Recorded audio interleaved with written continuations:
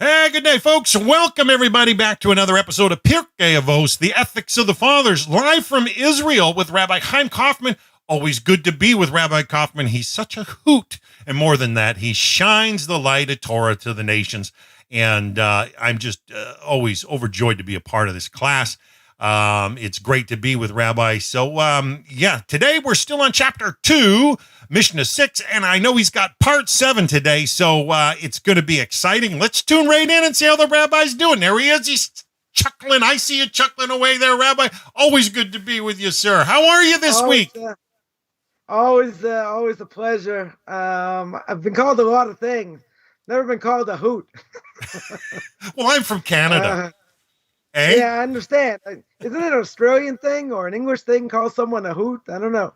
Well, I've been called, a lot of things. But it's been a bittersweet week, I guess. It was the 7th anniversary of my father's passing this week. Oh. It's the same day as my anniversary, so it's kind of bittersweet in different ways, But as they say, in the secular world, it is what it is. So, the day comes, you got to do what you need to do, pray and all that. And hopefully it was a good uplift for his soul. That's what we certainly hope for. And we are still on the second Mishna in the second chapter, sixth Mishna. We are in part 7, and it's probably going to be at least the part 8, 9, 10, we'll see how far it goes over here. We're still talking about what he used to say, a boor cannot be fearful of sin, right? An unlearned person cannot be scrupulously be pious, right? So again, someone's a boor, doesn't know anything, doesn't come in contact with Torah, with Torah scholars, which we're going to see in a second. But someone who's unlearned, right, if they don't know very much, does not necessarily mean, they're a boor, right? It's not the same, it's certainly not the same level, right? But someone without proper knowledge, and we're going to see an interesting story about Rabbi Akiva, that showing someone without proper knowledge, what happens, right? Why they can't be pious. So someone who's a boor, we'll get back to that, we'll say they're uncouth. They have no manners, right? I bet they say that in Canada also. Uncouth, right? Yes. People, hygiene's like a 4-letter word, right? In some places. Nonetheless, someone who's a boor, doesn't know the law. They don't know the law, whether it's from the Torah, whether it's from the rabbis, whether it's a custom, right? They don't know, they don't know very much. Nor would they act in a way they would go beyond the minimum of what they're obligated to do. Right? We spoke last week about this idea of going beyond, right? Going beyond what our obligation is, right? We gave many examples how somebody could keep the Torah mitzvahs and be disgusting in God's eyes, right? 100% be disgusting because they're not going beyond the law, right? The Talmud says that they didn't go beyond the law. Punishment was severe, right? It was absolutely severe. Now we can illustrate this with the story with Rabbi Akiva. Now we do understand up until the age of 40, Rabbi Akiva was a boor, right? He didn't know anything. He hated the rabbis. He would, if he would bite them, he wanted to break their bones, etc. So you have to understand, he learned for 40 years and he taught for 40 years, right? One of the, Torah giants, of that, in the Second Temple period. And he had 24,000 students, that died, but he still kept persevering. He still went on. And in the end, he had 5 students, right, that he passed oral law down to. Right. So imagine you have a yeshiva of 24,727 die a day, right? And so, so now you're down to 23,000, 22,000. Next day, you're down to, 20,500. Next day, you do the math. By the last student dies, you got nobody left, right? You got nobody left, and he persevered. He had 5 other students, right? He had 5 other students he was able to pass oral law down to. That's why we have oral law today, right? The Rabbi Akiva and these 5 students. So imagine going from a yeshiva 24,000 to 5, right? It's pretty miraculous, pretty, unbelievable. So Rabbi Akiva is a board, right? Didn't really know anything, right? So we say over here, why can a board not be fearful of sin, right? Let's tell the following story. He's walking on the way, and he found someone that died. Someone that died, and didn't know who it was. There's no burial society around. So if there's a dead person like that, there's no one around to bury him. We call that a Mace Mitzvah, right? A mitzvah to bury the mace, to bury the mace, to bury the person that's died. Why is it called the Mace Mitzvah? It's called the Mace Mitzvah because there's no one else to do it. So even if it was a Kohen, and the Kohen's not allowed to defile himself, right? Even if it's a parent, a mother, father, sister, brother, God forbid, a child, or a spouse, a Kohen, is not, because of his elevated status, is not allowed to defile himself, right? He's not allowed to make himself impure.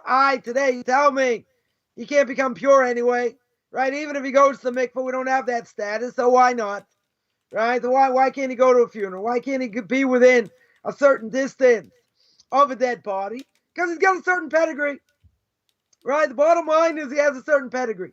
Since he has a certain pedigree, even though everyone's in a state of impurity today, and we can't make ourselves pure, even if we go to the mikveh, we can't make ourselves pure to the extent of what it meant at the time of the temple.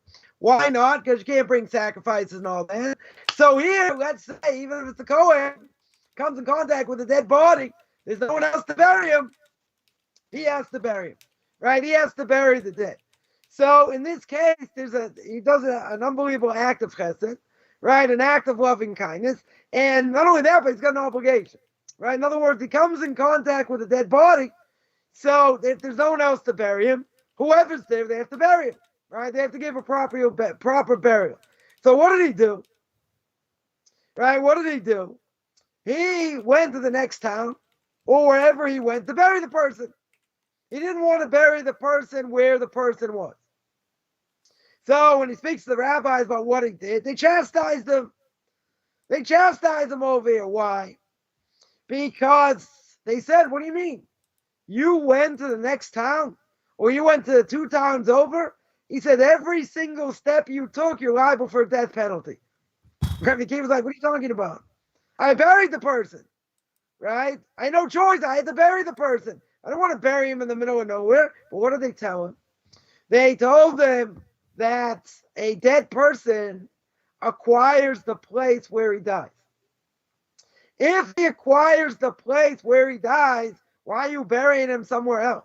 Why are you going, 5 blocks, a mile, 2 miles, or you're in Canada, right? We're in Israel, kilometers, right? You're taking them kilometers down the, however many kilometers it is. Right? It wasn't a short distance that he went, right? So he's thinking he's doing a great thing. He's burying the person because that's what he's obligated to do. But they said you should have buried him where he was, right? In other words, according to Jewish law, he was totally wrong, right? He was absolutely wrong over here. He did a great mitzvah. He did a great act of loving kindness. What's the problem? He's lacking in knowledge. Right? He's a bore. He doesn't know anything. He says, okay, I have to bury him. Right? At least I know there's a Mace Mitzvah. Right? I have an obligation. There's no one around to bury him, so I'll bury him. Right? But the problem is he buried him 2 towns over, or wherever he buried him. So they're telling him, you know what? That was a great idea. You did it for the Gippa. Right? You gave it the good old college try. Right? Very good. The problem is that went against Jewish law. Why did it go against Jewish law? It went against Jewish law for one very simple reason. And the fact is that he should have buried him straight away. He should have buried him in that place, because don't you know that a dead person, where he dies, acquires that place. So if he's on the side of the road, and that's where he dies, that's where you bury him. Now, today, that wouldn't necessarily apply. Why not? Because it's a burial society, right? There's a burial society. There are towns that, Jews are buried, cemeteries and all that. So you're not necessarily going to bury him on the side of the road, right? In some ways, that might be a disgrace. But they're telling you the halacha is, really, if there's no one else around to bury him, you don't go try and find out, who his family is necessarily, if he's got no identification. You bury him, right? But what about people to pay respects and this and that? Okay. But if it's what we call a Mace Mitzvah, there's no one around, we don't know if he's got family, you bury him where the place is, you look afterwards, right? It can be a disgrace for the body. Now imagine he's taking this body, what does he do? Wraps it up, puts it back on his donkey. It's not like he had a buggy, what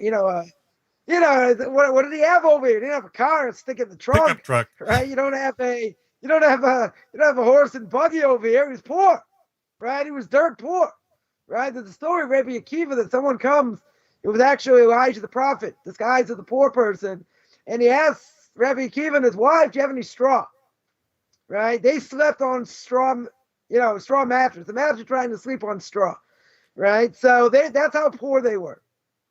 So when Elijah the prophet came, right? Rabbi Akiva didn't know it was Elijah the prophet, but he came dressed up as a poor person, and he asked them if they had straw. Rabbi Akiva's like, you don't even have straw? So look how wealthy we are. This person doesn't even have straw.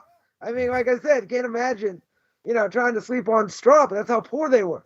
His father-in-law was known as Kalba Savua. Kalba Savua literally means the dog is satiated. What does that mean? Anyone who came to Kalba Savua, they went out stuffed, right? He's one of the wealthiest person, in that place, in that time. And because his daughter married an Amaretz, married someone who didn't learn, who didn't know anything, right? It was a shepherd, right? It was a poor shepherd. He cut her off, right? He totally cut her off. And they were poor, right? They were dirt poor over here, right? So they were so poor, right? That's what they slept on. They slept on straw. But someone came to them. Now this, again, you have to understand that even though they were so poor, right? There was someone even poorer than them. So we've mentioned many times, there are two tests. I mean, we go through many tests. There are two tests, one of wealth and one of poverty. Now, someone who's got wealth has to understand that if he's got money, he has to help others, right? He has to understand that. I saw brought down, I think it was the Maharal of Prague, I could be wrong, but I saw brought down somewhere many years ago that 1 in 1,000 wealthy people goes to heaven. 1 in 1,000. Why? Because they don't give enough to charity. They don't help enough. They don't help others, whatever. Someone say, yeah, I would have to have that burden, to have enough money, and this and that. But there's another trial. What's the other trial? Poverty. Now, what's the trial of poverty? The trial of poverty is knowing you don't have very much. Knowing however long it's going to take, you're probably not going to have much for a long time. And you have to thank God. You have to pray to God, 3 times a day, and all that. How can you be thankful if you're poverty stricken, right? If you have no money, that's another test, right?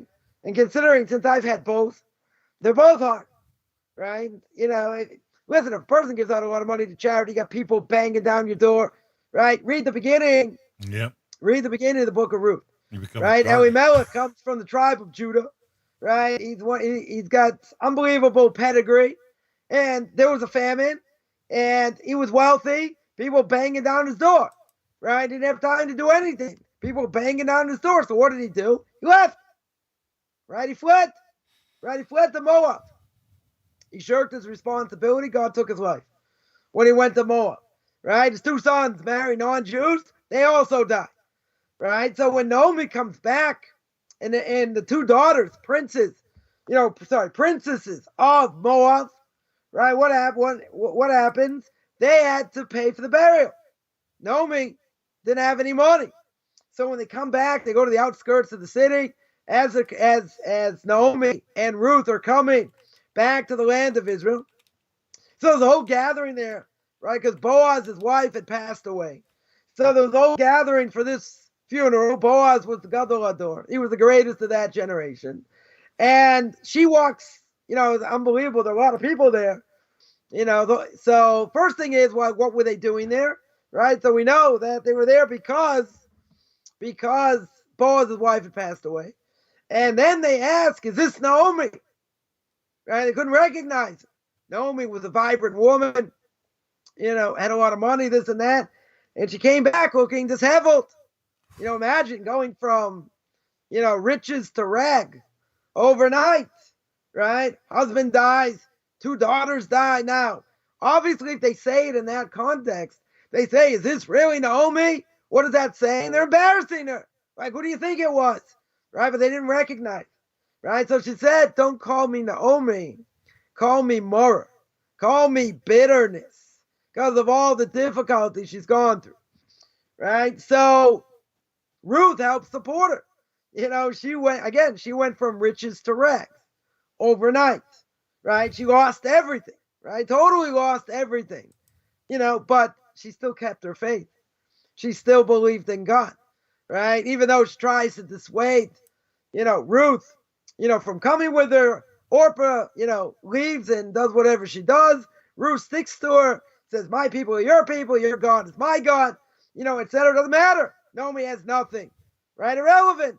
She's going to follow her to the promised land, do whatever it takes, right? But Naomi has a bitter life over here, right? It's a very, very bitter pill to swallow, right? But you don't hear any complaints. She says, call me bitter because of all the difficulties she had.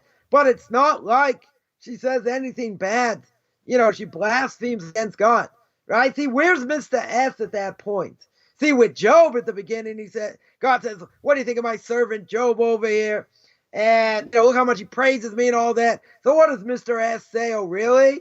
Take away his wealth, take away his family, take away all kinds of things. He'll say stuff against you. God says, no, he won't. So Mr. S says, of course he will. Let me do it. Let me prove it to you. God says, fine. You can do whatever you want to him, just don't kill him. Right? And you see throughout the difficulty, and his friends try and cheer him up and all that.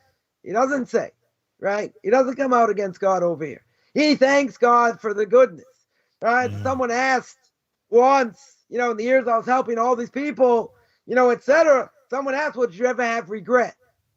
So now, if I would have said, God forbid, I had regret, I shouldn't have done it, I lose all the mitzvahs. Yeah. You lose all the mitzvahs, not just some of them. You lose all of them. You know why? Because you don't show gratitude. Right now, I can tell you, people that I helped, not everyone showed gratitude. Right? Not only that, there's some people in such dire straits that should help me more. Right, and sort of blasted me different times. Okay, it's a hard test also. Not such an easy test. Mm-hmm. But at the same time, if you have it, doesn't mean you're gonna have it forever, right? But if you have it, you're able to help others do it with a smile. Right? I had someone tell me, says, wouldn't you rather be on that side than the other side? Who wouldn't? Right? Who wants to suffer? Who wants to try and figure out where your next meal's coming from? How are you going to pay your electric bill in 3 days? Right? Nobody wants to go through that. Nobody wants to suffer like that. Right? But what's the bottom line? If someone had it and lost it, however it was lost, don't you think they would get the message if they got it back again? Now, if God gave it back to them again, if God gave it back to them again and they still didn't get the message, they're toast. That's the same thing, by this last war. Or by any wars in Israel, where people say, even religious people say it's an absolute miracle. Look at, that you had the Iron Dome knocked down 80%, 80% of the missiles. 600 fell in their own place, killed their own people, 600, right? So let's say they 4,000 missiles, 3,200 got knocked down by the Iron Dome. 600 went in their own place. They blew up in Gaza itself. That means you have like 200-300 that hit in Israel. Now, some hit direct hits, no question. Some hit buildings, some hit cars, some hit other things, right? Caused damage, but my Rebbe said could have caused a heck of a lot more damage. Could have been tens of thousands of people killed, right? So now, if a person says that's miraculous, even if they're religious, but they don't change, and it doesn't make an imprint on their life, whether you're living in Israel or not, doesn't really matter. But if a person doesn't take stock of that, Right? But he says, you know what? It's going to come, if it comes back, it'll come back 10 times worse. In other words, if a person admits, this is what's going on. If a person admits, this is an act of God over here, tremendous, right? But that has to change your life. The Egyptians, Yimach Shemon v'zichra, God, let them rot, right? The Egyptians, because they admitted God was fighting against them, had the merit to be buried, right? We mentioned this before, right? I spoke about this one of my videos in the book of Exodus on the Torah portion of the week. It boggles the mind, right? Why? Because if they were supposed to be killed and drowned in the river, why in the world give them a merit to be buried, right? If it would have been up to me and I was playing God, I put on my George Burns glasses and all that. If I was playing God, I would have said, you know what? Do the same thing you did to Bin Laden. Dump them overboard. Let the fish have a field day. You're going to tell me they deserve to be buried? Being buried is a merit, right? Even by non-Jews. Doesn't mean they have to, right? Non-Jews, they want to be incinerated. They want to be cremated, right? It doesn't seem like there's an issue, right? With that, by Jews, that's a different issue, right? But for goodness sakes, just because they admitted that God was fighting against them, God had mercy, and he said, you know what? I'm going to allow them to be buried. Now, again, if I was playing God, what would happen to the Jewish people? Right? Let's analyze. 80% of the Jewish people did not come out of Egypt. Right? That's about 8 million people that died in the plague of darkness. By the end of the plague of darkness. Right? 2 to 3 million people came out. They saw the miracles in the desert. Right? They went to God. They went to see God at Mount Sinai. Go through all these different things. And you want to tell me that since 80% of the Jewish people that could have come out of Egypt did not, and these are only 20%, 80% got decimated in Egypt. Doesn't matter why the Egyptians did it. They were under Pharaoh. They couldn't fight against them. They couldn't rebel. Who knows what? I mean, a lot of them did it because they believed it was the right thing to do. Just like the Nazis. There's a great book. It's called Hitler's Willing Executioners. It was written by the chair of Holocaust studies at Harvard University. I don't know if he's still there or not, but it showed beyond the shadow of a doubt people were not just taking orders, right? That was what's his name? That was his right-hand man. Hitler's right-hand man that was killed. Eichmann, right? By the Eichmann trial. Here in Israel, what was his claim? I'm just following orders, right? I'm just a cog in a wheel. I'm just following orders. But they brought so much proof. They brought so much proof how he oversaw the execution, traveled to different countries, made sure everything was going. Instigated. Forget it. He wasn't a cog in a wheel. Right? He knew exactly what was going on. He gave orders. He took orders also, but and he got convicted, right? He got convicted and he was killed like he should have been, right? So, people think, oh, someone put a gun to your head, what would you have done? But that's not the case, right? You have to read this book. It's a riveting book about all the evidence showing beyond the shadow of a doubt it wasn't just Hitler took power and he forced the people. No, he didn't force the people. Right? They took it on themselves. I mean, who were the first people that joined the Third Reich? First people that joined the Third Reich were academics. They were scientists. They were people that had half a brain. They weren't these skinheads, of today. They were the intelligentsia, right? And they were, at that time, Germany was a world power or the world power at that time. America wasn't, up to where they were capability-wise, in different ways. But in the end, they're the ones who joined first. Now you have to understand, Hitler wrote a book, translated in a lot of different languages, and he set out clear what he was going to do. Now people might have thought he was a madman, he's crazy, he's this, but he set out to do what he set out to do. Right? Now, anyone who knew anything about him and what he spoke, and read his book, they were in. Why were they in? Because they believed it. It wasn't he was putting a gun to their head and say, do it or die, right? That was not the case. They drank right? the Kool-Aid. That's it.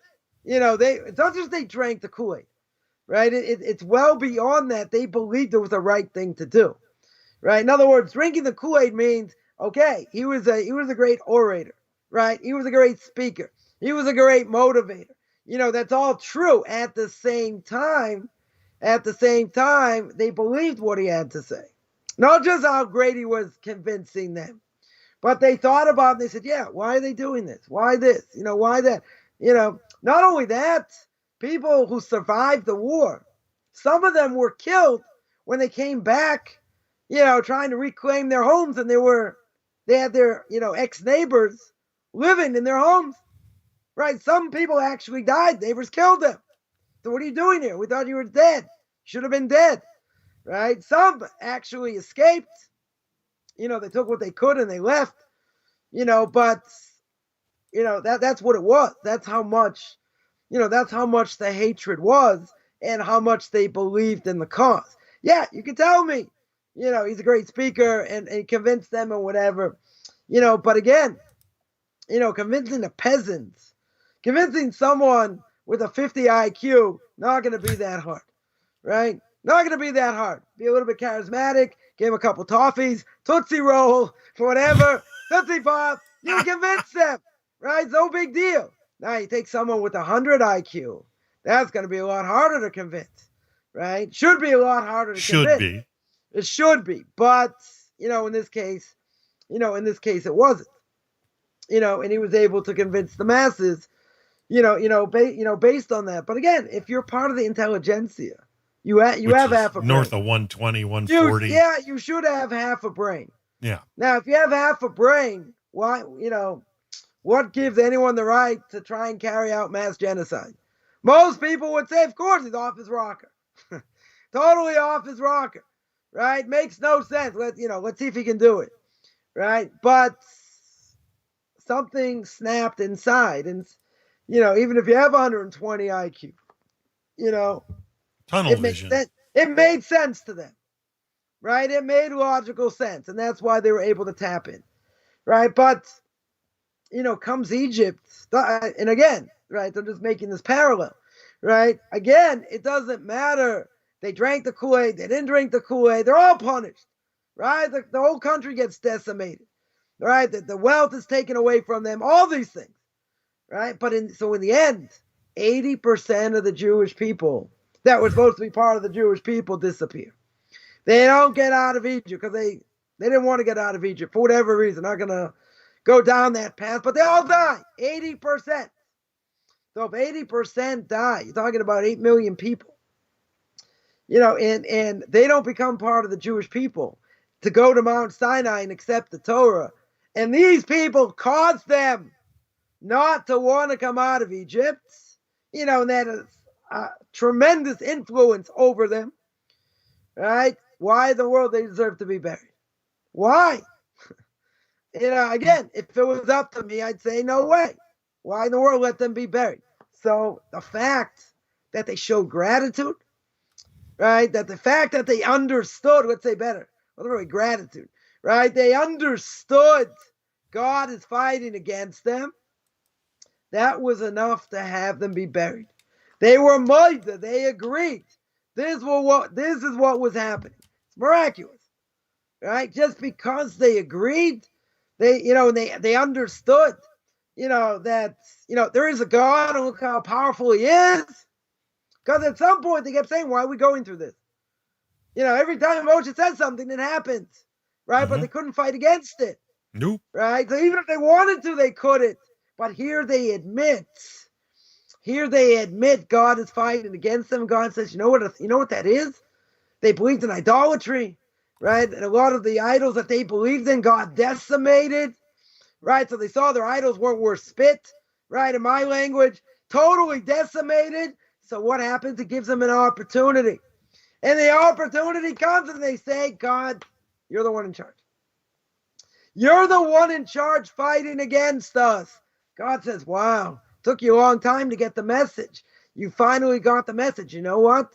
I'm going to give you a merit to be buried. I'm going to decimate you. You're going to die, but you're going to have a merit to get buried. Why? Because you say over here, I understand you're the one in charge. But look at all the terrible things they did. Look at all the infliction they put on the Jewish people and all the beatings and all, and everything they did. Doesn't matter if it came from Pharaoh or not. All the difficulty they put Jewish people through. Imagine Nazis who survived. And and they were, they were taken prisoner before they killed themselves or whatever. Right. And they said, well, we understand there's a God and he runs the world. So because of that, they have a merit to be buried. Would the survivors have say we want you to be buried? No. They want to use them as a piñata. Stick them up and torture them.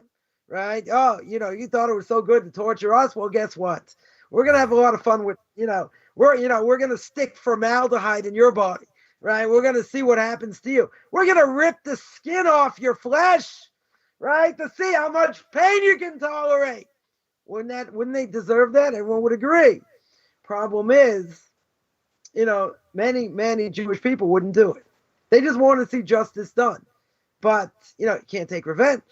Not all take revenge over you, right? Seemingly, even if look what they did, right? But it's a Jewish character trait, to say, even if you came in contact, the person who murdered your family, right? Today may be a little bit different. Right, because Judaism has been totally watered down today, right? But in general, Jewish philosophy would tell you a Jew's not going to do that. Jews not going to murder someone else with their bare hands, not because they don't want to get their hands dirty, right? In general, why would that happen? Why would that happen? One very simple reason: because the further you go away from tradition. Oh. You froze, Rabbi. We lost you there for a second. Not sure. You're hung up. Let's just give Rabbi Coffman a few minutes. He may have to call back in. I don't know what the hang up is, but yeah, he's frozen on his internet. So as far as I'm concerned, he's still receiving my stream on Skype, and my stream's going across to you folks. Perfect, I think. And now he's logged out, so let's give him a second. He'll call back. He was on such a roll. He's always got this joke going like, have you got your Studio Coffman proof yet? And it's a running joke. It started at Tanakh Talk, where it's so hard to get his stream to stick without one reason or another glitching. But I have made sure I have got my studio set up so that it runs perfect. And is Coffman proof, but I think, it's where he is in Batar, southwest of Jerusalem. And I think, the way that the houses are built, they've got brick, and I don't think the internet streams perfect. So let's just give him a minute and see if he is, let's see if I can call him. Maybe he lost his internet. Heaven forbid. Heaven forbid. This is what he sees, folks, when I call him. The person whom you're trying is currently unavailable. Please leave a message after the beep. Ooh, he's unavailable. Oh, there he is. Shalom, Rabbi. I've been trying to entertain the class a little bit here and explain how the connections work, but you were on a roll, and I want you to know I have not dropped bandwidth.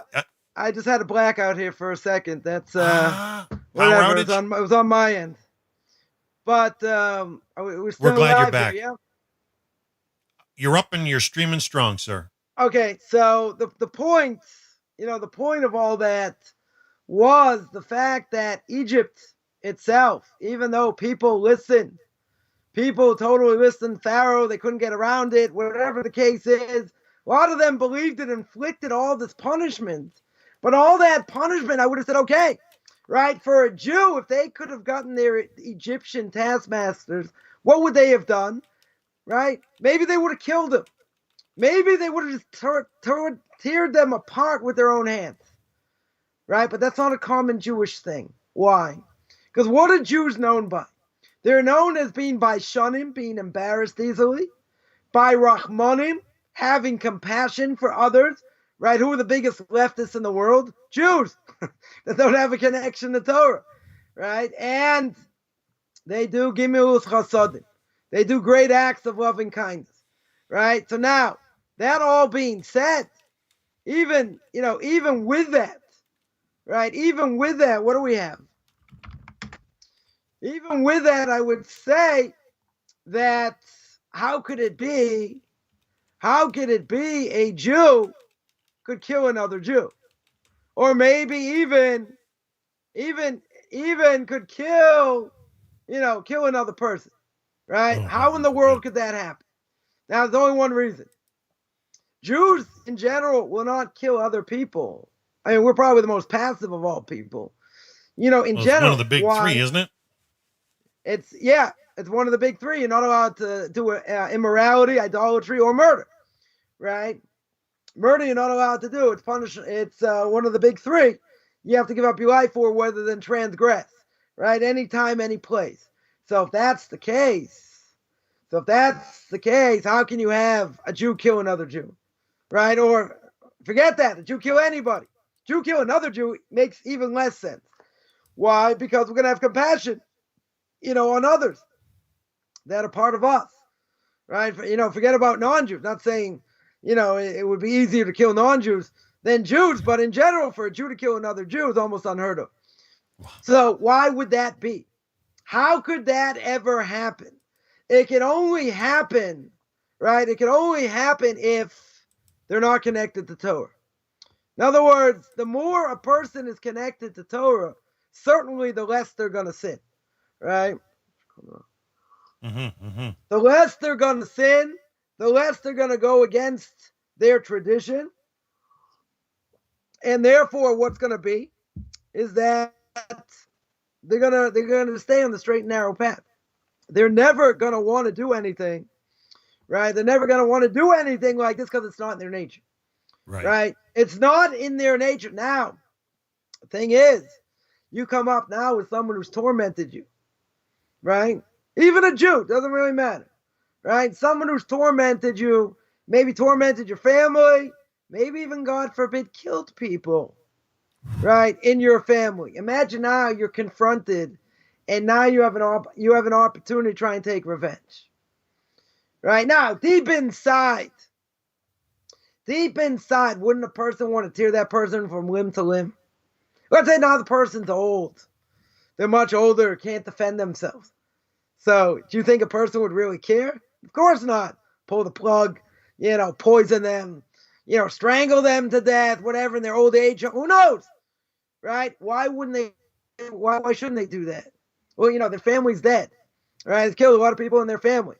The thing is, taking revenge is sweet in certain ways. Torah tells him not allowed to take revenge. Right? I'm certainly not allowed to take revenge. It's not only talking to the righteous, talking to everybody. Right? Nonetheless, what's the real issue? Right? The real issue is not really in our nature. Even if we get angry, it's not in our nature to kill. Right? But you got to think in the bigger picture. Right. The bigger picture is, forget about this person has a family, he's got a spouse, he's got a kid, he's got kids. You don't care because look what he's done to your family. But in the end, what's the bigger picture? The bigger picture is two wrongs don't make a right. Nope. Right? Forget about being one of the big three. In other words, even if someone carved this person up and felt great and they took revenge, it doesn't bring their loved ones back. No. It's not going to bring them back. But someone's going to say, it doesn't matter. It's going to make me feel really good. Right? But... well, it's vigilantism, isn't it? That essentially is what it is. And that's why people misinterpret. If you go to the book of Numbers next few weeks, we're going to speak about the parsha of Pinchas. Right? Pinchas known as the vigilante. Right? I got a number of videos, parshas. Pinchas speaks about vigilantism. And you see Shish from kebab, Pinchas, yeah. I'll just throw this out there because it's an important point. And that is that when Pinchas shish kebabs, right, in my language, right, takes a stick, in case anyone doesn't know what shish kebab means, takes a stick when they're doing the jitterbug and kills both of them together, right? Zimri, the head of the, prince, head of one of the tribes, Cosby Batsur, and they're doing the jitterbug and he shish kebabs them, right? Kills them with the spear. There are many miracles the Talmud says it happened to Pinchas. Because Zimri is the head of a tribe, right? In other words, Pinchas himself is what we call a rodek. He's a pursuer. Now, if a pursuer comes to kill you, you can kill him, right? No questions asked. You're allowed to kill him, right? You don't necessarily have to stop him any other way, right? You stop him however you can. If you have to kill him, you kill him, right? Now, there are a lot of miracles. The Talmud says it happened that Pinchas could have been killed and he wasn't. Now, what does the Torah tell me? An unbelievable thing. The Torah tells me that there is pedigree of Pinchas. God gives him the pedigree up to Aaron a Kohen. He makes Pinchas a Kohen. Not only does he make him a the ark, Kohen, I heard. what does he say? Let's actually quote it here because it absolutely boggles the mind. If we go to Parshas Pinchas. Let's see, it's chapter 25, and the Torah says,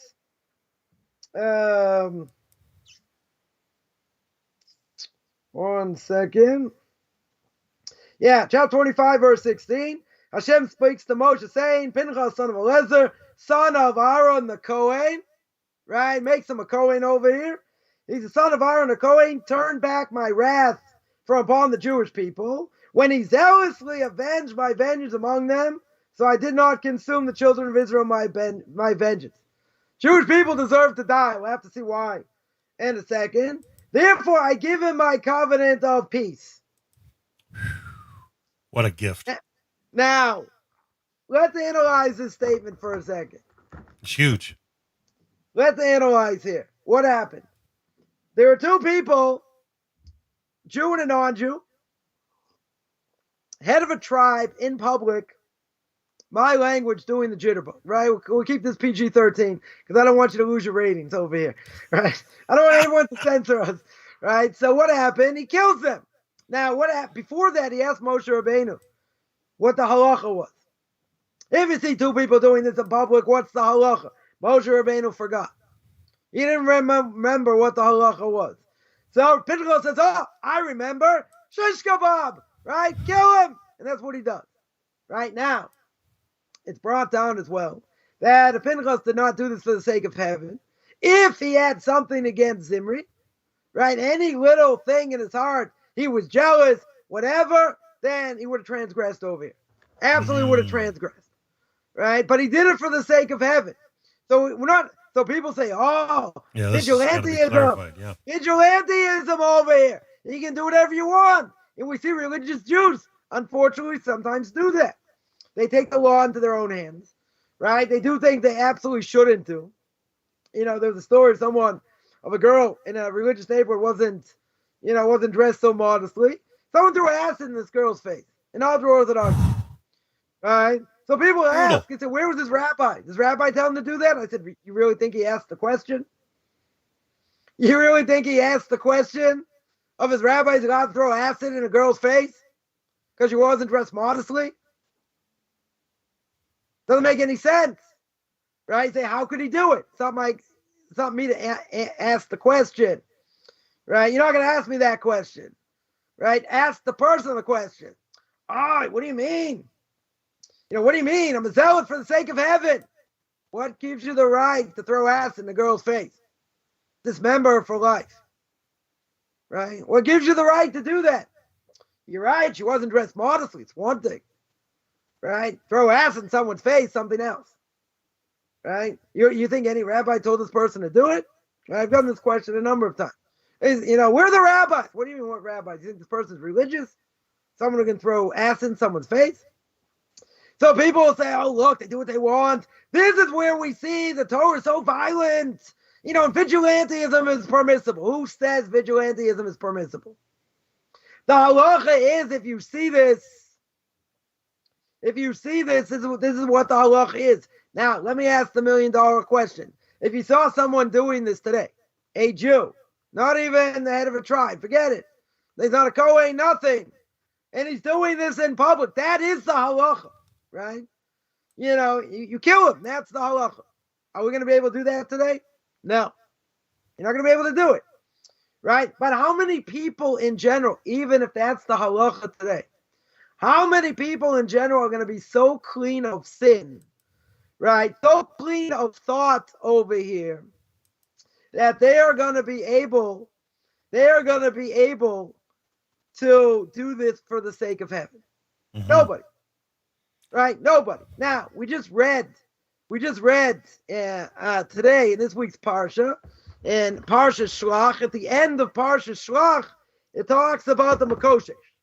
The Makoshesh, who's the Makoshesh? The Makoshesh was somebody who desecrated Shabbos on purpose, right? What we call a sin for the sake of heaven. And Moshe Rabbeinu asked God, okay, what do you do with this person, right, who did such a thing? And he's liable for a death penalty, right? He's liable for a death penalty over here. And they kill him, right? They kill him. So first question is, Torah doesn't tell me who the Makoshesh is, right? The Makoshesh is somebody who picked up sticks in the desert. Picked up sticks, he's liable for a death penalty of desecrating Shabbos. So why did I have a death penalty? Because people thought we only have to keep Shabbos when we go into the land. It's not about just keeping it in the desert. So he wanted to show beyond the shadow of a doubt that you're going to be liable to keep Shabbos even in the desert. So he did it even though knowing he was going to die. Wow. Now, who was the Makoshesh? Who's the one that did it? So oral law tells us, that's why I need oral law here. Oral law tells us that was none other than Slofchad. When the children, the girls of Slofchad, he had 5 daughters. And when we learned about the laws of inheritance, they say, our father died in deserts. Why shouldn't we be allowed to inherit, right? They say we should be allowed to inherit. Moshe Rabbeinu was like, wow, it's a very good question. Let me go ask God. So God tells them all the laws. And yeah, they're going to inherit if no one else can inherit, right? Or they have the ability to inherit, depending on what case, and all these things, right? But their father died. Doesn't say who their father was, right? Come on, you Karaite. Doesn't say who the father was. Who was it? Salofcha. That's who we understand. That's who it was. We don't have a portion of our father's land, right? He died, and all this. Now, this brings up a major question. How could he have done it? If he knows he's going to get the death penalty, right? He does it for the sake of heaven. Now, sometimes it's permissible, right? Maybe for that generation, right? Maybe for a temporary thing.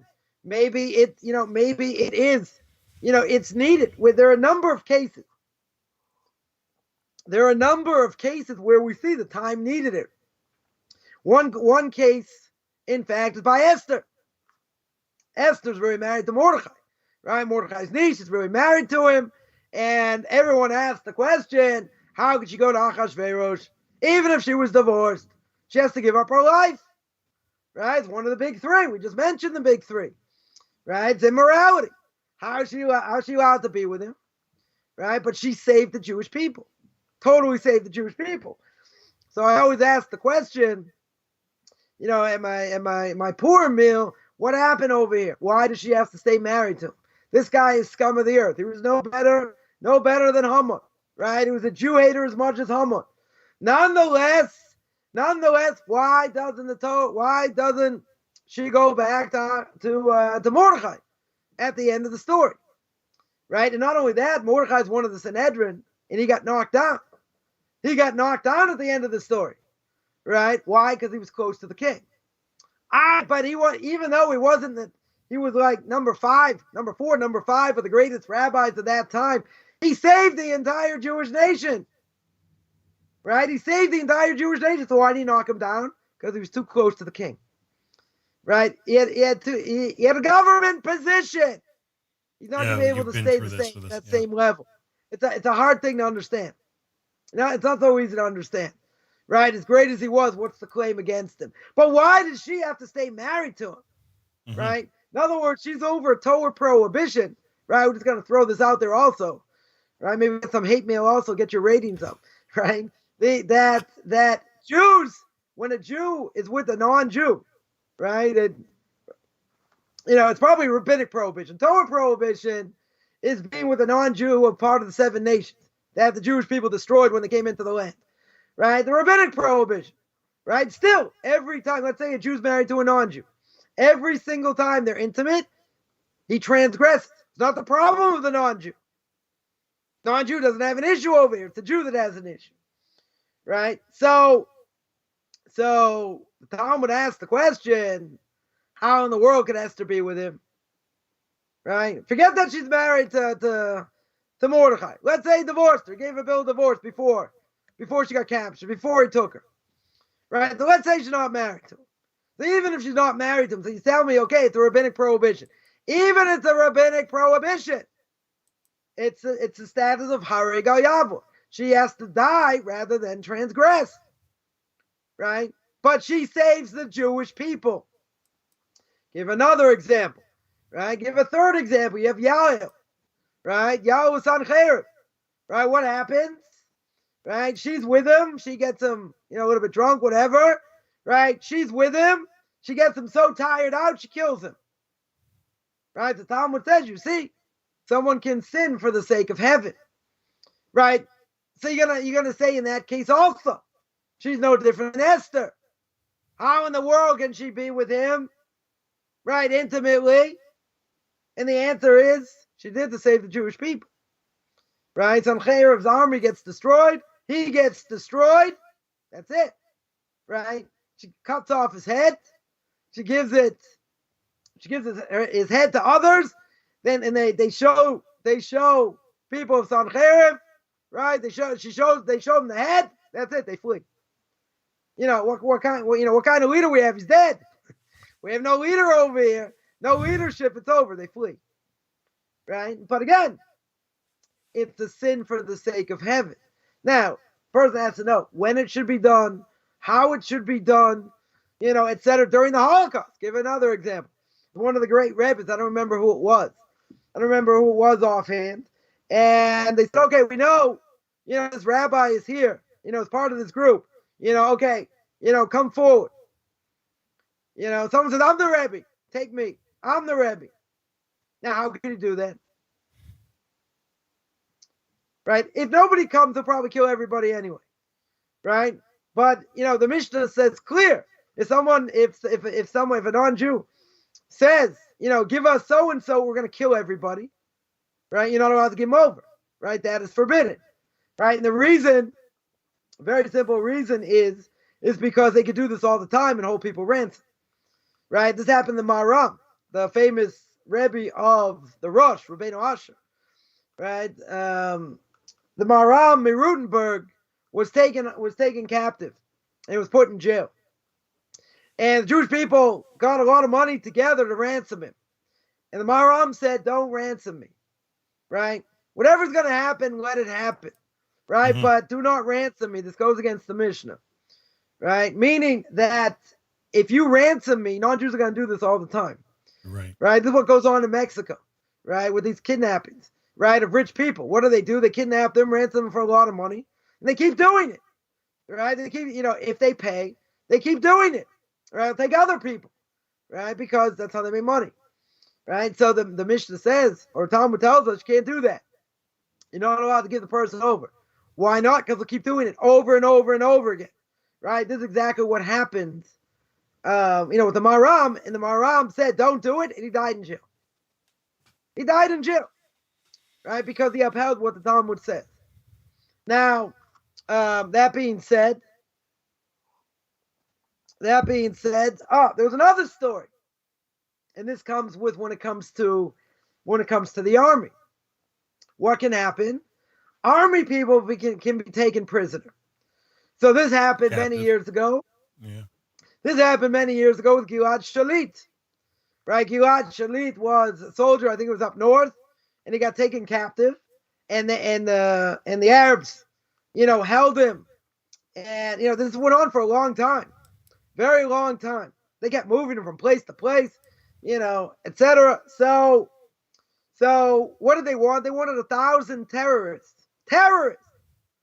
You know, we're not talking Rhodes Scholars here. These people were terrorists with Jewish blood on their hands. So they wanted 1,000 of these terrorists to be exchanged with Gilad Shalit. Now, obviously, you know, his parents, you know, they lobbied the prime minister over and over and over and over, try and get him freed. Eventually, they got him free. Right? Eventually, they got him free. Now, to what extent? 1,000 terrorists went back. And a lot of those terrorists that went back, not only went back as heroes, they went back in doing terrorist activity. That's what they did. Right? So, no, you know, again, none of us would want to be in a situation one of our kids gets held captive. No. Right? The problem is, if you buy into this mentality and you're just going to give them whatever they want, they'll do it again.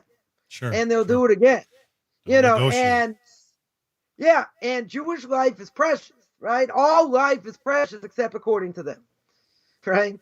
You know, there's article after article, you know, of Hamas, you know, their rocket launchers being in, you know, civilian areas, you know, in hospitals and schools. They don't care about life.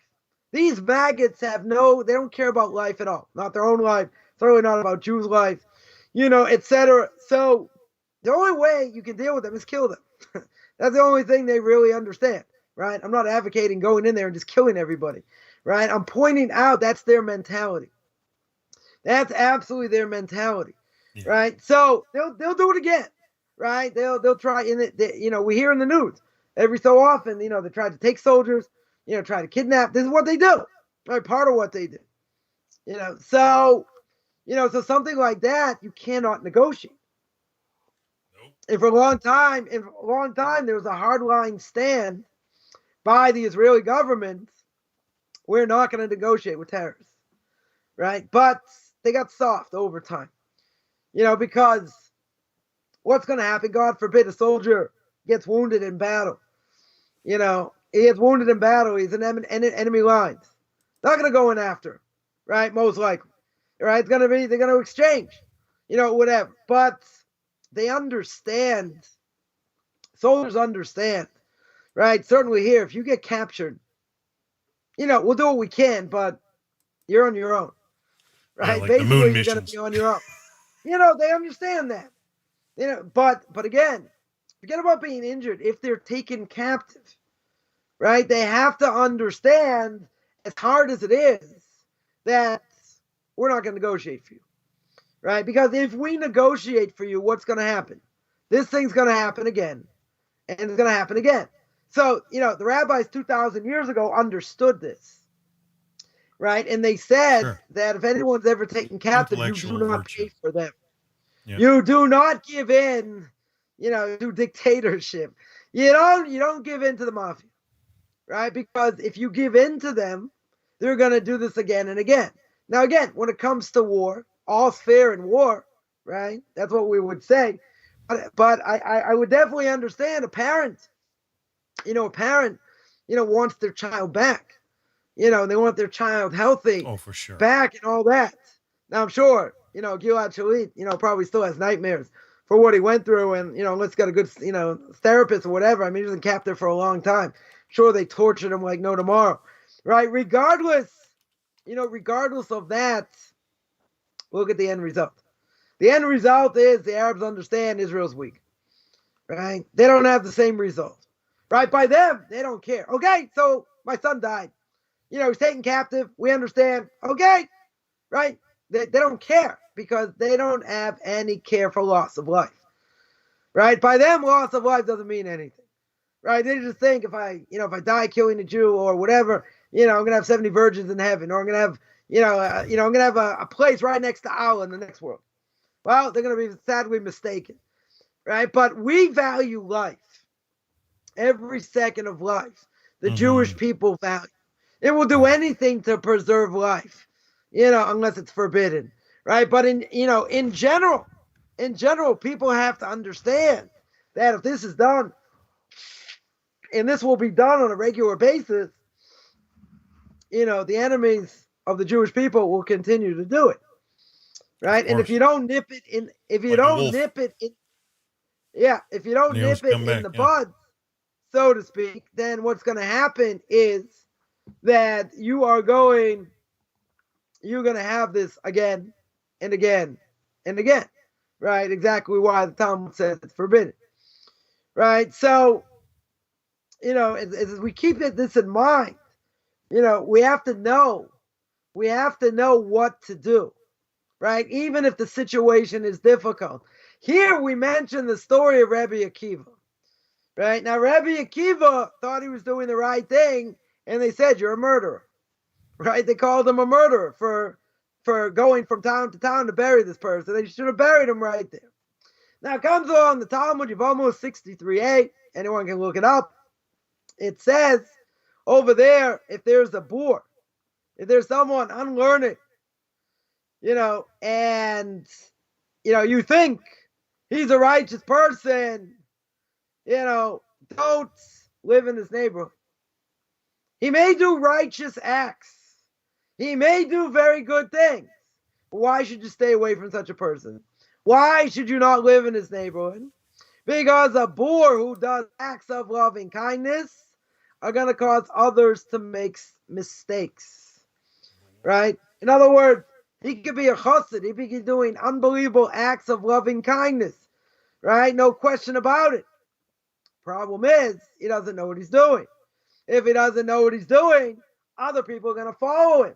If other people following him, he's going to cause other people to make mistakes, right? So, even if we say it's possible, maybe he's going to be a chassid, even without knowing the laws clearly, what's going to happen?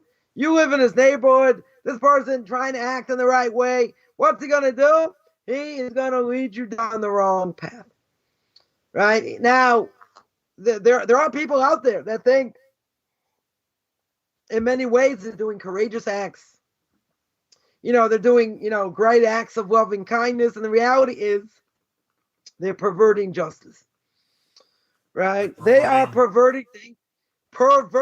They are going against, what the Torah says. I just saw an article, it was actually right before Shabbos, where some unorthodox rabbis here basically have given rabbinic ordination to women.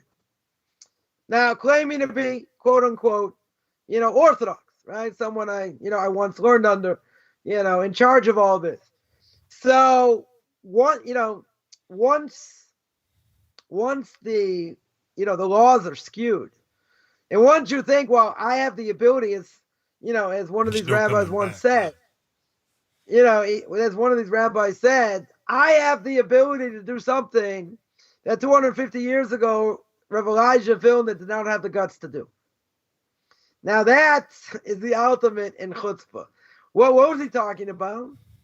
He was talking about a prenuptial agreement, right? In other words, person gets married, the potential husband has to sign a prenuptial agreement that says if anything goes wrong, I agree to give my wife a bill of Jewish divorce. Because if he doesn't give it and he holds it back, she can't get remarried, right? So you end the problem of recalcitrant husbands. So the ultra-Orthodox community poo-pooed this and said it certainly goes against Jewish law in different ways, even though they're trying to, find a better way to do it, because you cannot force a person to give a bill of divorce. Now, according to the Rambam, in general, a person could hold this, we could hold this person over a cliff and say, you're going to give a bill of divorce? And they say, I'll give, right? But he's doing it under duress, right? You can't let him do it under duress because he may not be doing it for the right reason. Not only that, what are we going to say? We're going to say that really, the Rambam says he really wants to do the right thing. So why could I force him to do it? Why is it not considered a bill of divorce under duress? One very simple reason, because his evil inclination is stopping him. His evil inclination is stopping him from doing the right thing. So therefore, I could beat him to an inch of his life, and he says, okay, I'll do it. He can do it, right? So there's a big issue with this. It still has not been fully, clarified amongst the ultra-Orthodox community. I'm not going to say, this problem doesn't exist. We have recalcitrant husbands, don't want to give a bill of divorce despite their wives and all that. Okay, right? But in the end, this one Orthodox rabbi gets up and he says, I have the guts to do something that Rabbi Elijah Vilna didn't. Now, Rabbi Elijah Vilna, all due respect, would have been a Torah giant in the time of Rashi. Right? I mean, he was a different soul altogether. I can't even imagine who the Vilna Gaon was. Right? Rabbi Chaim Coffman, famed student of the Vilna Gaon, was asked, what's the difference between the Vilna Gaon, and your brother? Right? He had a brother that was a Talmudic genius, right, as well. So he said, what's the difference between him and your Rebbe, the Vilna Gaon? He said, my brother can tell you the Talmud by heart from beginning to end. He said, the Vilna Gaon can do it backwards. That's a whole different, he goes, that's a whole different level. Right? That's the difference. Now, you're talking about somebody we can't even fathom. Wrote a major commentary on Kabbalah that we can't even fathom who this person was. Right? Now, you want to tell me 250 years later, you got the shoulders. You got the shoulders and the chutzpah to say that what I'm going to do something the Vilna Gaon was afraid to do? That's a little bit much. Right? That is a little bit much. So, we have to understand, as I always say, and if anyone tries to patent this, I will sue you, the Torah is not a pretzel. You cannot turn the Torah into a pretzel and say, I'm going to do what I want. I'm going to cut some corners, and all that. Right? You're going to say, wow, this is a revolutionary thing, and they got the guts to do it, and it's rejected by 90% of the ultra-Orthodox world. Totally rejected. Right? This person, just on this roll, right? This person himself is converted, some Jews from Uganda, right? But the conversion is only recognized by him. Right? Let that sink in. It's not recognized by any other body. Yep. It's not recognized by the chief rabbinate of Israel. Nobody recognizes it except for him. So some of these people, right, in Uganda contacted me. They said, hey, we want to come back to Israel. They don't recognize us being Jewish. I said, thank you very much. I said, yeah, you got a real problem. You're in a tremendous halachic quagmire over here. So I said, I can't help you. Nothing I can do. I said, go back to the one who taught you and go blast him. I said, and go tell him we are now stuck. And nobody recognizes us except for you. Right? That is irresponsible. I don't care what type of knowledge you have. Right? And he could have 10 times greater knowledge than I'll ever have in 10 lifetimes. Doesn't matter. Right? But if you make a conversion, right? We'll speak about conversion for a second. If you make a conversion, and it's only done by people that are recognized by yourself, and it's not recognized by anybody else, this is a major red flag. Major, major red flag. They had somebody wanted to go speak to this rabbi, about it, and I said, you're wasting your time. You're not going to get anywhere, and whatever. So I said, I don't care. I'm going to go. I'm going to speak to this person. So I get a call later in the day. They said, Rabbi, I'm going to the mikveh. I feel so gross. I feel so gross speaking to this person. They said, I feel like I have to get purification in the mikveh. I said, I warned you. I said, person's not going to change their mind. Right? They have their own ideas. Right? But if you're going to do something, make sure it's accepted by everybody or as many people as possible. What does that tell you if you say, I don't need anybody else? I can do it myself. Now, let's just say, for argument's sake, the person has the requisite knowledge. Right? Even if the person has the requisite knowledge, but he doesn't want it to be recognized by anybody else, or he doesn't care if it's recognized by anybody else. That's a red flag. Right? That's called ego at the highest level. Right? But these people that contacted me in Uganda, I said, you're on your own. I said, I can't help you. Nothing I can do. I said, yeah, I could reteach you. Right? But that's not what you need. That's not what you need. You need to be recognized. He's not recognized. So you got to be recognized somehow. I said, I can't help you with that. I don't know any Orthodox rabbinical court's going to go down to Uganda to recognize it, and then they're going to be recognized by everybody else. That's a little bit of a jump, right? It's a little bit of a jump over here. But what's going on? So why do I bring all this up? See, you never know where any of this comes from at all, because this person could be doing it for the sake of heaven.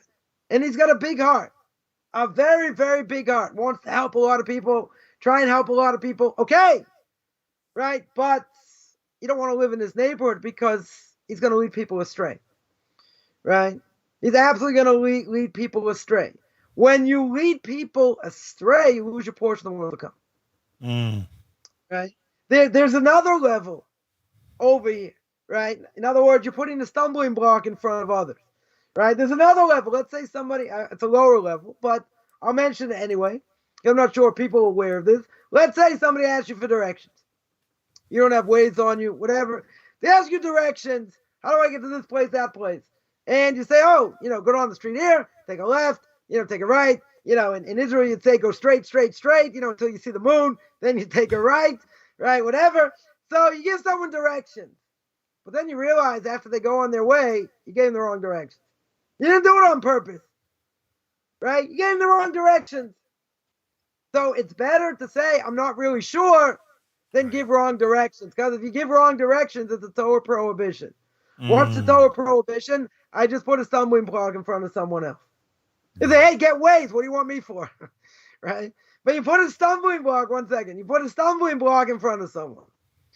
Right? You did it by accident. Nonetheless, you're not allowed to do so. Better to say, I don't know, or I'm not really sure, than to give someone wrong directions, because that'd be a Torah prohibition. Yeah, question. It's not my question, Rabbi. One of your students, Sandra, on YouTube, she's asked, when you're talking about the ones in Africa there, Uganda or wherever it was, she says, couldn't those persons just get tested by a proper Jewish court? Who are they going to get tested by? Well, she's First asking. of all, the problem is they have a community there of mostly non-Jews. If you have a community, these people were getting trained here in Israel in order to become rabbis to go back to their community and teach them. See, you're not talking about a community of Jews that were converted en masse, right? You're talking about a few people that converted by one person with his own rabbinical court in order to go back, and I should have made that clear, in order to go back and teach in that community, right? Now, he's teaching in a community of non-Jews.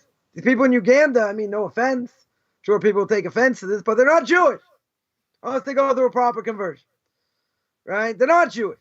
So you have leaders. You have, let's say these two people are Jewish, 3 people, however many he converted. Let's say they are in fact Jewish, and he converted enough people, right? They still don't have a community. If he converted enough people, and let's say convert at least 10 people, so at least you can have a minyan there, you can pray there, whatever. Right, the rest of the community is a bunch of non-Jews. Right? So now the problem is you're going to take a handful of people that have a certain level of knowledge. Right? Let's say they learn for a couple years. Okay. They learn the laws of Shabbos.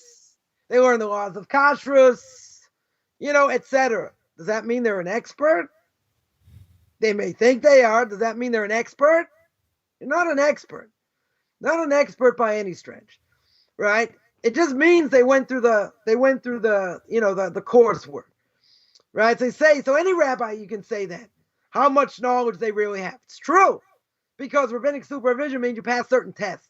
Maybe in the laws of Shabbos, laws of Kashrus, maybe in both, maybe in the laws of mourning, maybe in the laws of marital relations, etc., different things. Okay, does that make you a world expert on other things? And even if you pass the test, does that mean you have the ability to start answering people's questions? Right? There's another level, right? Which I don't think we're going to get to. But the problem is that you need what we call shimush talmidei chachamim. Shimush Talmudei Chachamim means I learned by someone else while I was learning the laws, and I learned by another rabbi much more knowledgeable than me, and he took me through the ins and outs. Right? Someone you can go ask their questions to. Right? Someone who's above you that taught you properly. Now, just because you went through the material and just because you passed the exam, are the ones that are teaching it, are they going to be the absolute mentors for these people? Maybe. It's a big maybe over What are here. the odds? The odds, again, unless you attach yourself to to someone very much steeped in Torah, then you're going to make mistakes. Right. And, I saw this when I was in South America, when I was in Chile, that there was somebody that started an NCSY group, right? A group for secular kids, secular Jewish kids, but wanted to, work with them and teach them. So they invited them for Shabbos. They had, different festival programs, etc. So I asked this person, I said, very nice. You have these festival programs or whatever. But I said, if they don't keep Shabbos, they desecrate Shabbos in public, you're not allowed to invite them for a festive meal, right? Because they have the status of a non-Jew. Technically, can't invite a non-Jew, right? Even technically in the process of conversion. Why? Because you can't cook for them. The Talmud says, right? So if you're in the process of conversion, there's a leniency, right? Most rabbis would be lenient today. My rabbi wouldn't be lenient, but most rabbis would be. Right? Because they're in the process of conversion. But if these people, they want to come close to Judaism, I get it, but how are you allowed to cook for them? Even if everything's cooked, what's the problem? I may add food for them, which I'm not allowed to. Right? You're not allowed to over here. So if that is the case, so I asked them the question, how are you allowed to do this? How are you allowed to invite them? Now, there are leniencies. There are rabbinic leniencies, right? For the sake of doing outreach. Many rabbinical authorities will say it's okay, right? If they're legitimately interested in Judaism, right? My Rebbe would hold that's the only case. Because if it's just they're coming to have a good time, whatever, they may grow, they may not. You're not allowed to invite them. Other rabbinical authorities will say across the board you should be allowed. So why do I bring this up? Because the person didn't even know there was such a question. In other words, you're out there doing outreach. You're doing it for the sake of heaven. I'm not trying to degrade this person in any way. He was doing it for the right reasons, right? I certainly believe he was doing it for the right reasons. Nonetheless, he didn't even know it was a question. So my rabbi told me many, many years ago when I wanted to go out and do outreach and all that, and he told me, listen, if you're learning good and you have and you have money, and you have money to sit and learn, he basically said you have to be out of your mind. My language, like you have to be out of your cotton picking head. You want to go out there now? You're 26, 27, two little kids. He says, take my word. He said, I'm an old man. He said, take my word. He said, if you want to go out there, he said, sit and learn as long as you can. Because the more knowledge you have, when you go out there, he said, I promise you, when you go out there, I promise you'll go out there like fire. You have all this knowledge. He said, I'm not saying you couldn't be successful now. Maybe you could be successful now, but he said, I don't want you to become one of these people, one of these quote unquote Mickey Mouse type of rabbis. Right? So now he just broke my dream. Yeah. He broke my dream in like 35 seconds. So I told him, well, if I'm going to listen to you, then you're going to have to be the one to teach me. Right? And now he could have said, listen, what are you, crazy? How busy I am, this and that. So finally I kept champering, I kept, asking him questions, different things, this, that. What are we going to learn? What are we going to learn? Finally he told me, he said, listen, I don't even have time to learn my grandkids. I said, you know why? He goes, no, why? I said, because they're not pushy enough. And I said, I'm not taking no for an answer. And that's how I developed my connection. I started learning with him one-on-one. And his son told me he never saw his father ever learn with anyone one-on-one. And I did this for like 3-4 months. Then I started walking around his community because of his legs and different things. And that's how I developed my connection. Chutzpah went a long way. Went an absolute long way. But I didn't do anything without him. He guided me step by step. How to learn this, how to look at that, how to do other things. It didn't make me a Torah giant. And not only that, he didn't tell me it's going to be hard to find a job when I was looking for one, right? Okay, that's a different issue. But there's no question about it. The fact that I listened to him and I sat and learned, and I got all this other knowledge, it's a whole different ballgame, right? Would I have been successful, if I would have gone out when I was much younger? Could be. I would, wouldn't have the charisma, speak their language, other things could very well have been, could have had a certain level of success. It wouldn't have been the same. It wouldn't have been the same for sure as what I'm doing now. It's what I was doing 10 years later, right? When all the things started to come together. There's still plenty I don't know. There's still plenty I have to learn. There's no question. But, a lot of these things just like come out of my mind, different stories, pieces of Talmud, this, that, and things I haven't thought of in years, right? It's a gift, right? I mentioned this many times, but without him and how he guided me and took me by the hand, treated me like a son, no question about it. And what he showed me, the great rabbinical authority that got introduced to, that like his grandkids will never see in 10 lifetimes. He took me under his wing. There's no question what that did, and what the power of that was. But see, I had the opportunity. Yeah, beyond measure. I had the opportunity to ask him questions anytime I wanted. After he gave class, I used to sit and eat breakfast with him. Used to bother him a lot, but I could ask him anything I wanted. It's funny. I'll just tell one quick story. He would the phone ring. So he said, "Oh, answer the phone." So I said, "Fine." So I pick up the phone. I go, "Hello." He goes, "Chutzpah." He goes, "That's the way you answer the phone?" I go, "No, that's the way you answer the phone." He's like, "Give me the phone." So he picks up the phone. He's like, "Hello." I go, "See, no one would ever get away with this except for me." Right. And, I got a lot of stories, but, I don't want to waste time on all these stories, but the point is, when I sat with him while he ate breakfast, when I spent 3 Shabbos with him by myself, when I took him to the rabbinical court and I sat there and I drove him around, I got my picture in the papers and different things. I had the opportunity to ask him anything, right? I got a whole notebook full of questions. I asked him. One day I'll publish it, right? One day, right? More than 500 questions I asked him. That's how you get knowledge, right? That's how you see the Talmud comes alive. That's how you see how the later commentaries, early commentators, different things. And when he needed to, he put me in my place, right? As well, gave me mussar as well.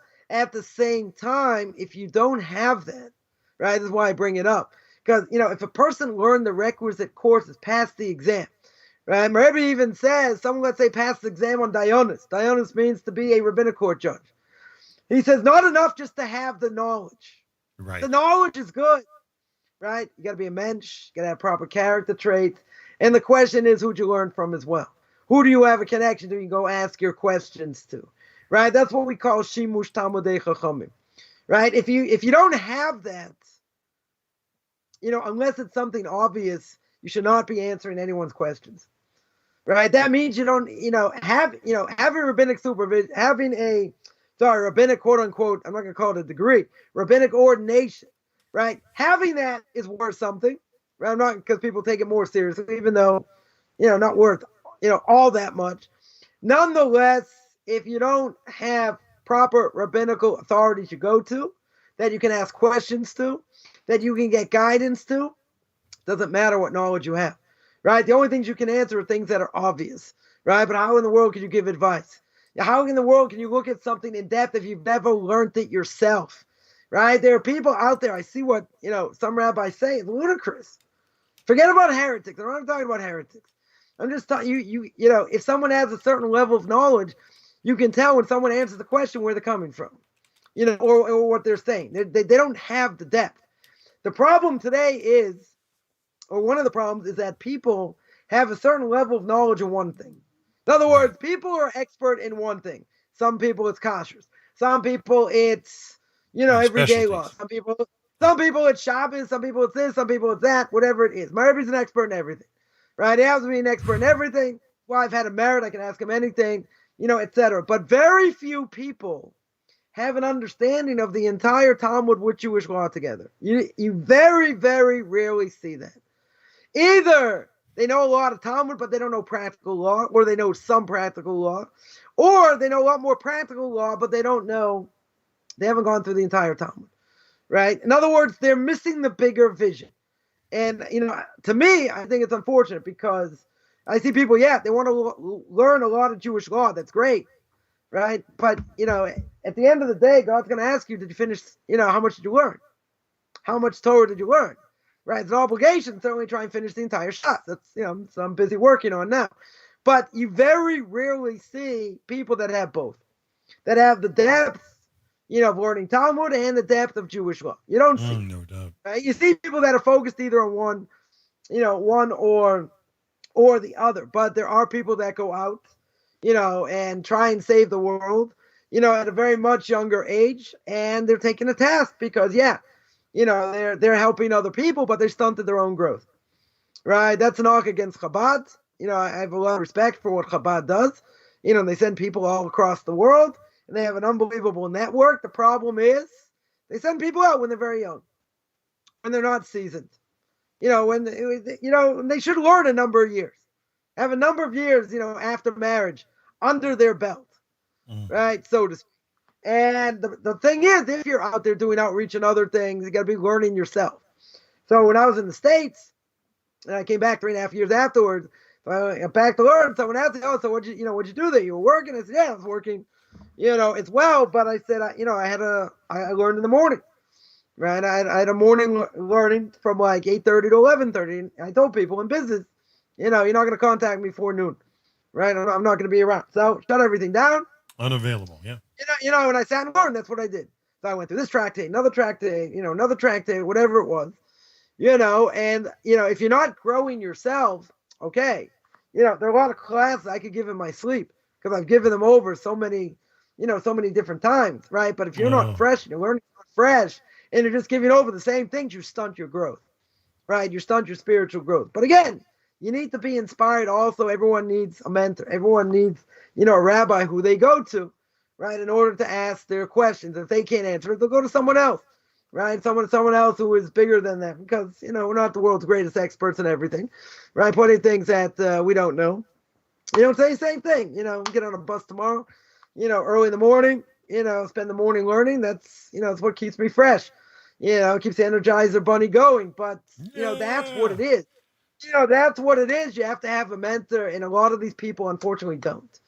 And they're doing things on their own. They're calling their own shots. Right. And again, self-guided. It doesn't necessarily mean they don't have requisite knowledge. They could have requisite knowledge, right? They certainly could have requisite knowledge. But again, there are things that I would say for the English are a little bit more dicey. And if they're a little bit more dicey, you got to be careful. Right, one of the things I just, as we're winding down here, right? One of the things, I'm going to mention, is the fact that a community here that, want to try and get up and running. One of the first things I'm going to do once everything's in place, is to get written letters, from rabbis saying they vouch for me. Right? Yeah. What's the purpose of that?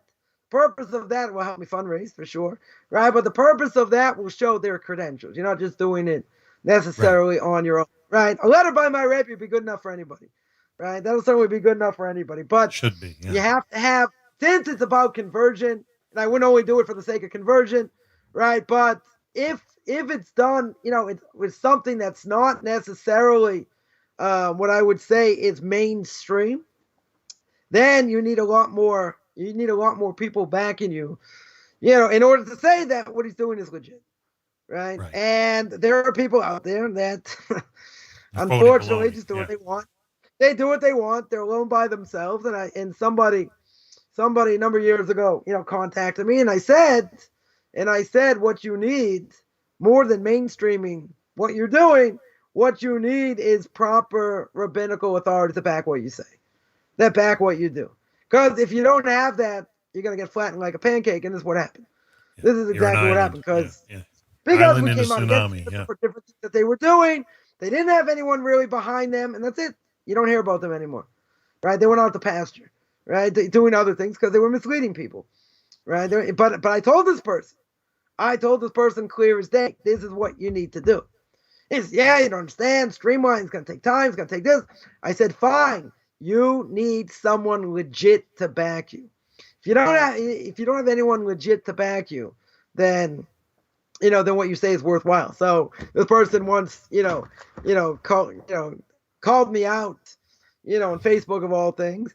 And I said, just show the world. You can disagree with whatever I say. I don't care. Show the world who backs you. Show the world. I'm giving you a golden opportunity. Show the entire world. You're a nut job. You're this. The person said all kinds of nasty things. Fine. But the person didn't give me what I wanted. He didn't give the world what they wanted. Why not? Yeah. Because he didn't have it. He didn't have it. So it's either put up or shut up. Right? And if you don't have credentials, you don't have credentials. Right? But it's crucial. Who do you get your information from? Who do you ask your questions to? Right? One last thing. Right? There was somebody, I've been working with converts for a long time. Converts, Bali Tshuva, this and that, got a resume yay long. So only one thing missing. Who their rabbinic authority is. That's a huge thing. It's a huge thing.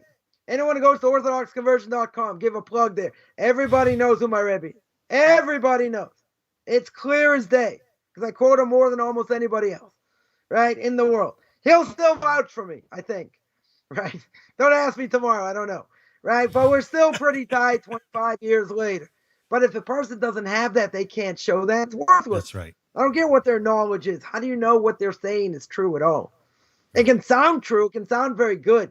But if they're missing that and who they go to and who they have to answer to, I have to answer to two people, God and my Rebbe, in that order. That's it. But he's one I have to answer to. And I'll ask him, can I do this? Is this forbidden? Is this, and that's it. But you can't do things on your own. I can't even tell you how many times I've seen people do things on their own. It's a disaster. Yeah, boom. It's an absolute disaster. It's a disaster. And then whatever. Like I said, this was just an introduction to we're gonna get to. We're gonna flesh it out a little bit more, but this is what's something scary. Because somebody like this, someone who's a bore, someone doesn't know very much, if they don't go to a proper rabbinical authority, they're gonna lead people astray. There's no question about it, because they're doing things on their own. Right? Torah made in my own image. That's what it's gonna be. And you can't listen to people like that, and that's a scary thing, because unfortunately I see it a lot, and it's not much you can do because people have big egos. So what? You don't think Rabbi, wasn't the state of the Hebrew people at the time of the end of the Judges, well after Samson, before Samuel the prophet, doesn't it say that people did what was right in their own eyes? And okay, but is that what you're saying? You can't get to that point. Doing what's right in your own eyes has to be with proper rabbinic guidance. Right. If it's something that's obvious, that's okay. I don't necessarily need proper guidance. The question is it a good thing for me to do this? This is not. Rav Chaim, I'll just give one example. Rav Chaim of Volozhin went to the Vilna Gaon all excited, wanted to open up a yeshiva. The Vilna Gaon said, now's not the right time. He was all excited. Then came back a few months later, more cool, calm, collected. And the Vilna Gaon said, yeah, you should do it now. Why? Because if you're all excited and you're willing to do whatever it takes, but you have biases over here. And if you have biases and you may have to, God forbid, shut it down, you have to be ready to do it. So if a person's all excited, but they're not really thinking straight, they're not going to do it. Yeah. Right? If they need to shut it down, they won't do it. When the Vilna Gaon saw it was cool, calm, and collected, then he said, okay, now I understand you're ready to do it. But before you weren't. That's the difference. But you need rabbinic guidance for so many different things. Know whether to the left or to the right. And it doesn't matter you have rabbinic ordination, it doesn't matter you have this knowledge, whatever. There are things you have to get advice for. Right? Not everything is necessarily cut and dry. Right? But again, we have our own bias. So we have to look elsewhere, because you want to go someone who's not biased, because you may be, as we would say, barking up the wrong tree and going in the wrong direction. Wow. Well, Rabbi, this is beautiful. I got to wind this down because I've got to get ready for my next class to broadcast. Okay. And, I appreciate everything you shared. There's a lot in this lesson today. And we're going to have a part 8, Hashem willing, next week. We're going to have a part 8, a part 9. I'm guessing it's probably going to have at least part 10 or 11. Right? We'll see. But you're beating the boar out of me. That's for sure. I don't know. Some people it's harder. I didn't even, the one class, I didn't even mention the CFL, but you still, I don't know. I can't help for that. But yeah, we'll do our best over here. Propaganda never goes to waste. All right. So, folks, we got to sign off for now. I so appreciate everything, Rabbi, that you share. It's a joy. So, Hashem willing, we'll be back the same time next week. We've had to bump it, like I said, last week a little further ahead because of the sunset time in Israel. And it's just a joy that you still continue to share with us Pirkei Avos, the ethics of the fathers. So till next week, folks, we're going to sign off.